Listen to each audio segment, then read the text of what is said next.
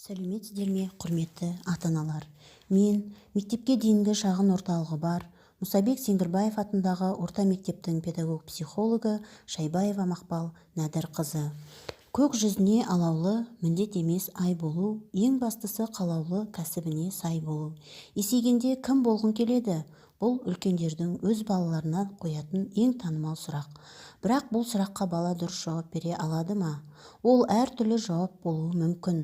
Себебі баланың болашақ кәсібін дұрыс таңдауда өте күрделі мәселелердің бірі. Кәсіби болашағын дұрыс таңдау қоғамдағы өз орнын таңдаудың негізі. Сондықтан да балаларыңыздың қоғамда бір бөлік болып қаланып, өмірде өз орындарын табуларына дұрыс бағыт-бағдар беру әрбір ата-ананың көп парыздарының бірі екендігін естен шығармауларыңыз керек. Осыған орай, құрметті ата-аналар, сіздерге ата-аналарға баласына мамандық таңдауда көмектесетін 6 кеңесті ұсынғым келіп отыр. Бірінші кеңес: балада дербес көзқарасты қалыптастыру керек.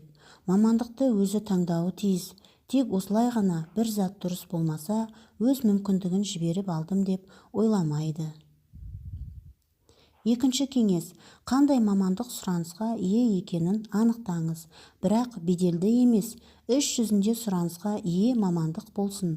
Жұмыспен қамту орталығы мен жұмыс табуға көмектесетін сайттардағы бос жұмыс орындарын мұқият зерттеңіз.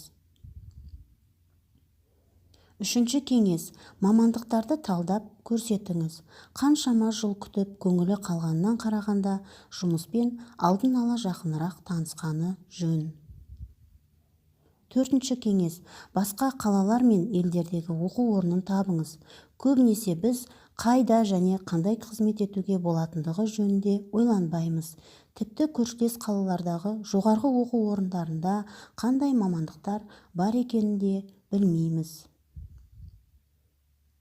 Бесінші кеңес: кәсіби бағдар беру туралы тестілерді ұмытыңыз. Олар қарапайым сұрақтарға негізделіп, көптеген мамандықтарды ескермейді. Алтыншы кеңес: мектептегі сүйікті сабағы мен мамандықты шатастырмаңыз. Білімге негізделген жұмысты таңдамай, білімді мақсатқа бейімдеу керек. Әлемде өзі қаламайтын мамандық иесі болып жүрген қаншама адам бар. Өз жұмысын жанымен сүйіп істейтін адамдардың да саны аз емес. Сондықтан да, құрметті ата-аналар, балаларыңыздың мамандық таңдауда жаңылмай, болашақта өз жұмысынан бақыт тауып, қоғамның бір бөлігі болып дұрыс қалануына тілектеспін.